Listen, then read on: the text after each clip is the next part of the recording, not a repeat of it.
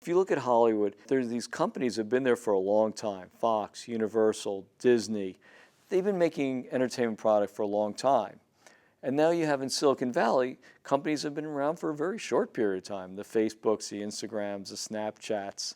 And the question is, where are we going to be in the decades to come? Are those studios still going to be out there making films the way they've been doing for a long time? And will these new companies be continuing what they're going to do, or are they going to morph into something else?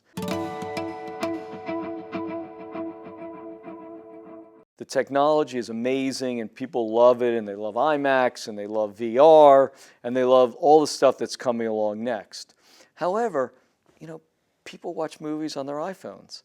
And if you're making a film and, you spend all this time working on it and, someone's looking at an iPhone, you feel like, well, geez, I spent all this time worrying about the lighting and the camera move and they're watching on an iPhone, but that's the reality of the world that we're in.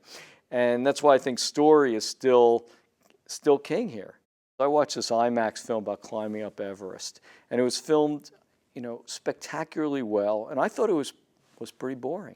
And then there's a scene there that's amazingly powerful where somebody says goodbye to their wife, that they're dying on the mountain, and it was filmed with this very cheap camera.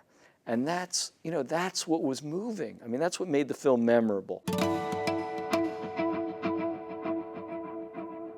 The thing to remember about Silicon Valley is that technology is everywhere here. The joke is if you're not paying for the product, you are the product. And so there's an amazing amount of data that's out there about what you do. But there are places that data can't really penetrate. And part of what makes films is you can't just look at the data. If someone could have figured out a formula for predicting movie success, they would have done it a long time ago. It would have been game over.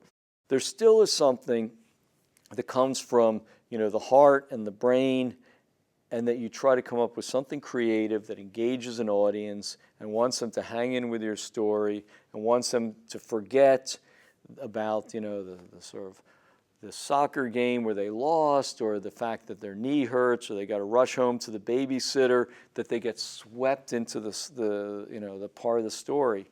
And when you make a film, there's some really rewarding parts of that. There's moments when you're making a film where you feel like the information you're seeing is powerful and it's touching, and you hope that you have the skills and the technical abilities and the creative abilities to bring that to an audience. And if you're affected when you're doing an interview in a documentary film and you look around and your entire crew is crying that they're moved by a story and you're crying as well because someone's telling you such a powerful story, you say to yourself, my God, I hope that one day a movie theater full of people will be just as affected, or they'll watch it on TV and be affected. And that is like one-to-one personal storytelling where the filmmaker's trying to make a connection with the audience, but then you hope it goes to a wide audience and that people also have an emotional connection.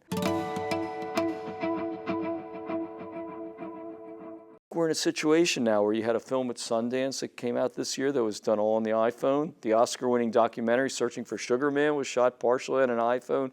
Audiences have shown this kind of willingness to embrace, things shot on cheap technology if the story is compelling. What does it make you start watching at minute 1 and go to minute 5 and stay all the way in there? You need a compelling story where people you care about. It used to be in movies that you could sort of trick people into going to see a movie. So you could spend lavishly on newspaper and TV ads, and by the time people realized the film was terrible, it was already a hit. Well, now it's hard to do that. Now, people go into theaters, the movie doesn't seem that good. On Friday night, they're busy, sending texts or going on Facebook, and I think it hurts, over-publicized bad movies, but also helps under-publicize good movies. So if you look at Pixar, that is a beautiful marriage because, it's technologically sophisticated and great, and the storytelling is first rate, and the way they work together is in a highly collaborative way, and that's everything working really well. And so I think you're going to see more of these examples coming forward as people sort of admire the Pixar way. And so I think that inevitably the two sides are going to become closer. It's my strong belief that this is a marriage of Silicon Valley and Hollywood. Sometimes they're suspicious of each other, sometimes they don't quite understand each other, but we really need each other. I mean, we're sitting right now in the heart of Silicon Valley. It's where products are designed. It's where, the cutting edge truly is. On the other hand, when you're watching on your iPhone or your iPad or your laptop or however you're watching, there's got to be content on that. And there's not that much content that's coming out of Northern California. The content is coming primarily out of Southern California. And those are stories that have to be well told. And I think there's this idea that, both sides can learn from the other side. And I think that with this marriage, you're going to see increasingly better shows, better delivered, especially as an audience has come to embrace this idea that audiences just want good content. And they don't really care where it's coming from. They will go to where the content is good.